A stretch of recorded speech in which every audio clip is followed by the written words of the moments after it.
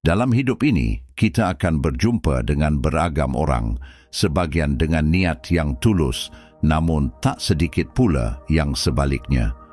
Sepanjang perjalanan kita harus tetap waspada, bijaksana, dan cermat dalam mengenali mereka yang mungkin tidak memiliki kepentingan terbaik untuk kita.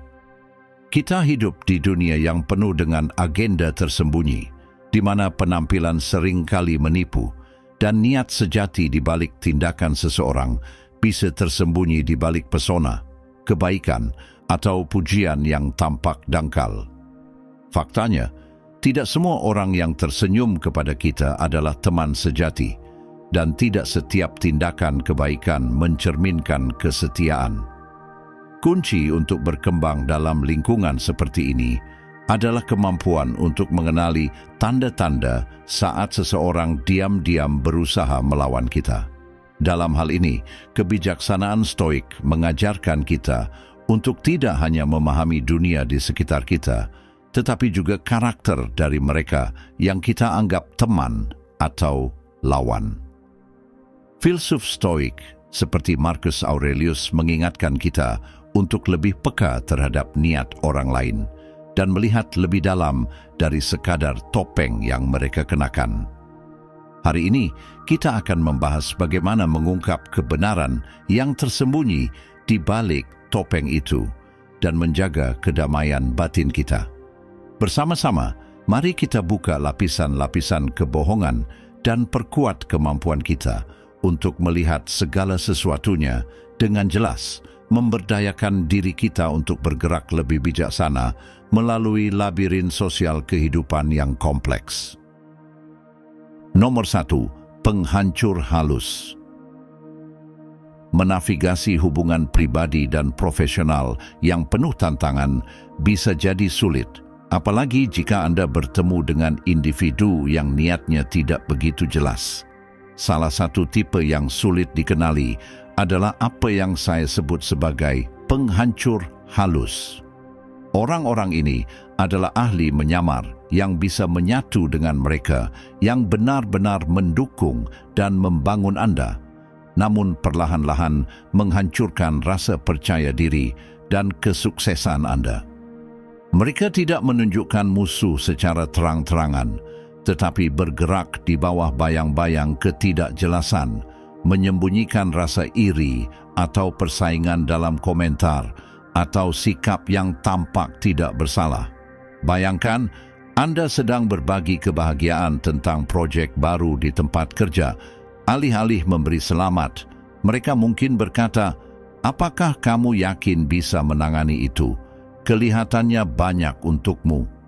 Di permukaan terdengar seperti kekhawatiran, namun pesan yang tersembunyi adalah keraguan. Taktik ini adalah cara mereka menanamkan rasa tidak aman, membuat Anda meragukan kemampuan dan pencapaian Anda. Filsafat stoik mengajarkan kita untuk mengendalikan persepsi dan reaksi batin kita. Marcus Aurelius menulis banyak tentang pentingnya menilai tindakan orang lain dengan objektivitas dan ketenangan batin. Ketika menghadapi penghancur halus, sangat penting untuk menjaga ketenangan stoik agar Anda dapat melihat di balik permukaan dan memahami niat orang lain tanpa membiarkan mereka mengganggu kedamaian batin Anda. Selain itu, filosofi ini mendorong kita untuk merefleksikan respons kita sendiri. Apakah kita memberikan kekuatan kepada penghancur halus untuk mempengaruhi kita? Stoikisme mengajak kita untuk melihat ke dalam diri dan memperkuat keteguhan dengan fokus pada apa yang ada dalam kendali kita, yaitu pikiran dan reaksi kita. Nomor 2. Janji yang tidak pernah ditepati. Dalam interaksi kita sehari-hari, baik di tempat kerja maupun dalam hubungan pribadi, kita sering bertemu dengan seseorang yang selalu gagal menepati janji mereka. Ini adalah tipe orang yang selalu penuh dengan kata-kata manis, namun jarang menindaklanjutinya dengan tindakan nyata. Janji mereka seperti bintang jatuh, terlihat cerah dan mempesona sesaat, namun segera menghilang begitu saja, meninggalkan kekecewaan dan kadang-kadang mengganggu rencana yang telah disusun. Mereka seringkali penuh dengan pesona dan antusiasme yang membuat mereka sangat meyakinkan dan mudah disukai. Mereka akan meyakinkan Anda dengan anggukan dan senyuman, mengatakan, "Ya, saya akan mengurusnya," atau "Jangan khawatir, saya akan menangani ini." Namun pada kenyataannya, hasilnya seringkali jauh dari yang dijanjikan. Polanya ini bisa sangat membuat frustrasi, apalagi ketika Anda mengandalkan bagian mereka dalam sebuah proyek atau komitmen pribadi. Perbedaan antara apa yang mereka katakan dan apa yang mereka lakukan bisa merusak rencana dan menantang kesabaran serta kepercayaan Anda. Dari perspektif Stoik, menghadapi janji yang tidak pernah ditepati adalah latihan untuk fokus pada apa yang berada dalam kendali kita. Stoikisme mengajarkan kita untuk membedakan antara tindakan kita dan tindakan orang lain yang tidak bisa kita kendalikan. Marcus Aurelius menekankan bahwa meskipun kita bisa mempengaruhi orang lain, keputusan akhir tetap ada pada mereka. Oleh karena itu, ketika seseorang gagal menepati janji, penting untuk mengelola reaksi dan harapan kita, bukan mencoba mengendalikan perilaku mereka. Wawasan Stoik ini mengarahkan kita untuk menetapkan batasan dan mengelola ketergantungan kita. Jika Anda sering merasa kecewa oleh orang yang tidak menepati janji, mungkin sudah saatnya untuk mengurangi seberapa banyak Anda bergantung pada mereka. Ini bukan berarti Anda harus memutuskan hubungan atau bertindak dengan permusuhan, tetapi lebih pada mengurangi kerentanannya terhadap ketidakpastian mereka. Misalnya, jika seorang rekan kerja sering terlambat menyelesaikan tugas, Anda bisa merencanakan cadangan atau mendiskusikan dampak dari tindakan mereka untuk menemukan cara yang lebih dapat diandalkan dalam bekerja bersama. Nomor 3, kompetitor diam-diam. Kadang-kadang di tempat kerja atau bahkan dalam lingkaran sosial kita, kita bertemu dengan tipe lawan yang tak langsung terlihat, namun selalu hadir dengan diam-diam. Orang ini yang bisa disebut kompetitor diam-diam, beroperasi secara tersembunyi, sering berpura-pura netral atau bahkan ramah. Namun di balik itu, mereka terus-menerus bersaing dengan kita, dengan motif yang tersembunyi dari pandangan umum. Individu ini tidak menantang atau berhadapan langsung dengan kita, namun mereka mungkin secara halus mengesampingkan kita dengan cara-cara yang sangat strategis, seperti mengambil kredit atas usaha bersama, secara diam-diam mengabaikan kita dalam komunikasi penting, atau menahan informasi yang seharusnya bisa menguntungkan kita. Tindakan mereka bukanlah yang keras atau agresif, melainkan ditandai dengan pengucilan yang sangat terhitung dan tanda persaingan yang samar. Ini seperti permainan catur di mana Anda tidak tahu bahwa Anda adalah bagian dari permainan tersebut. Menghadapi kompetitor diam-diam, Stoikisme memberikan kerangka kerja yang kuat untuk menjaga ketenangan batin dan fokus. Filsafat Stoik mengajarkan kita bahwa pendapat dan tindakan orang lain berada di luar kendali kita, dan oleh karena itu tidak seharusnya mengganggu ketenangan batin kita. Marcus Aurelius mengingatkan kita untuk tidak membuang energi pada kebencian terhadap tindakan orang lain, tetapi untuk fokus pada tindakan kita sendiri dan respons kita, yang merupakan area yang dapat kita kontrol. Perilaku kompetitor diam-diam ini bisa sangat membuat frustasi dan merusak motivasi, apalagi jika berhubungan dengan peluang profesional atau hubungan pribadi kita. Namun, dengan menerapkan prinsip-prinsip Stoik, kita diingatkan untuk tetap fokus pada performa kita sendiri dan integritas kita. Jika seorang kolega diam-diam menggeser kita dari peluang, kita bisa memilih untuk berbicara secara terbuka dan konstruktif, memastikan kontribusi kita dihargai dan suara kita didengar, tanpa terjebak dalam konfrontasi langsung yang dapat menyebabkan konflik di tempat kerja.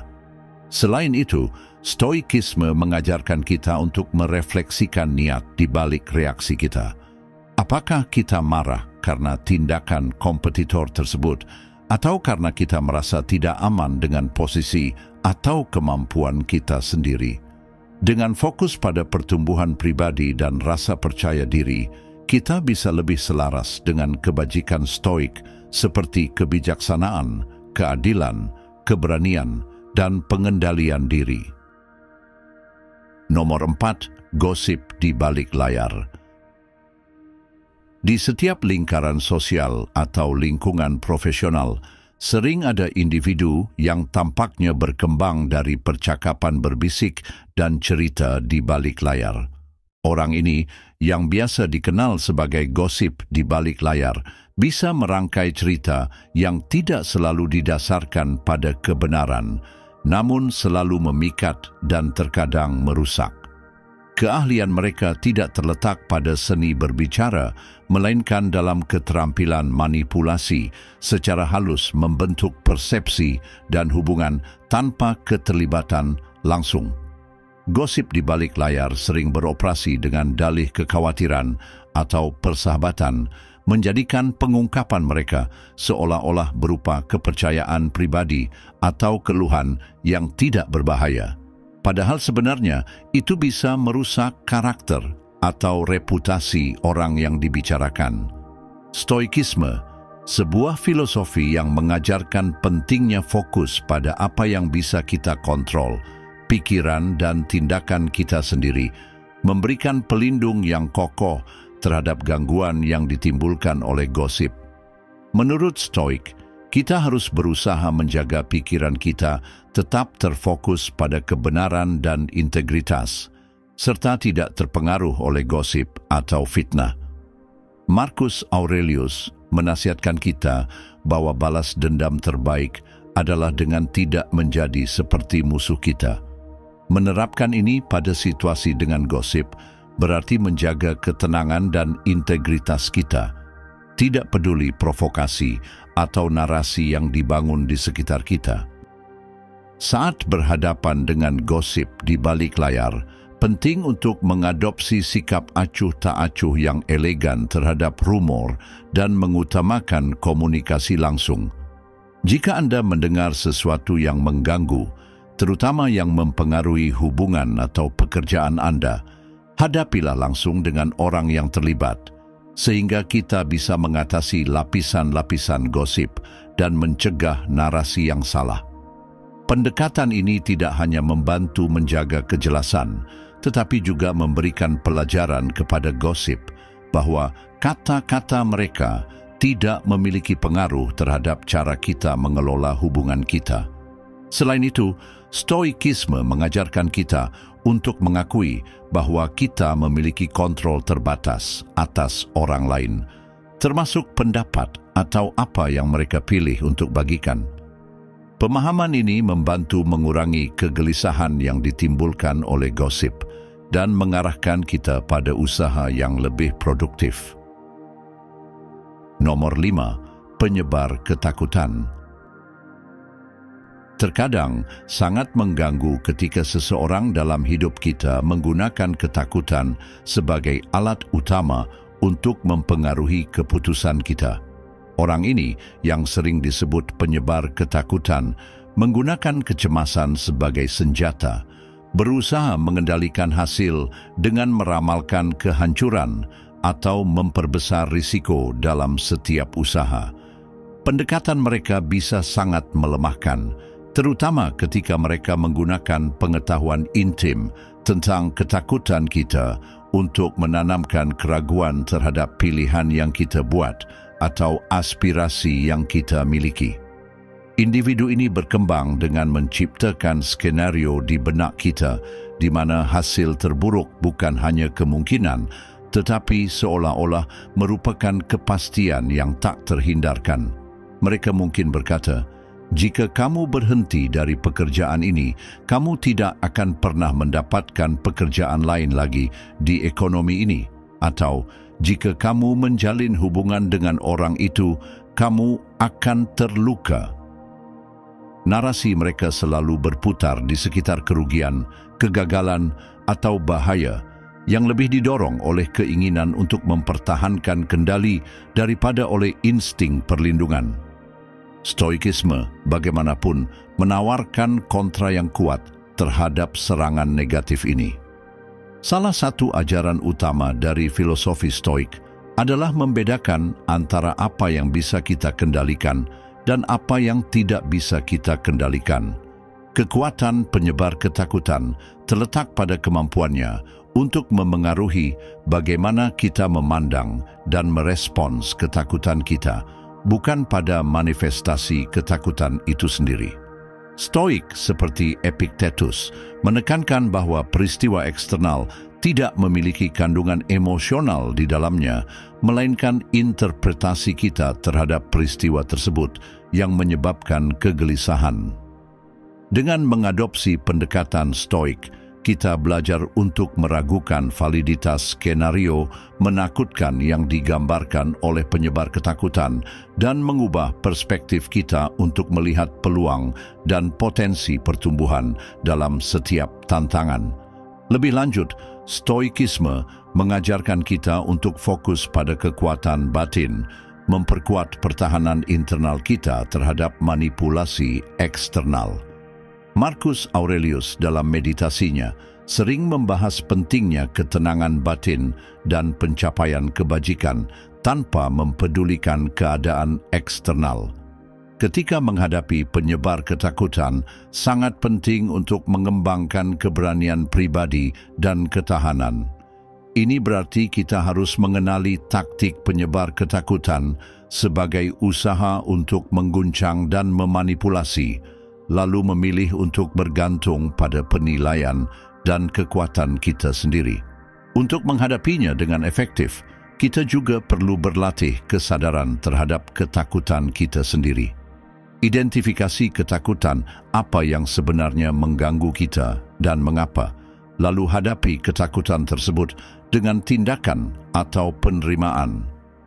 Jika penyebar ketakutan mengatakan bahwa ide bisnis baru Anda pasti akan gagal, cobalah untuk menilai pernyataan tersebut secara objektif.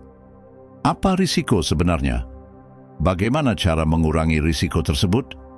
Pendekatan yang sistematis ini dapat mengurangi beban emosional dari ketakutan dan mengurangi pengaruh penyebar ketakutan terhadap pengambilan keputusan kita.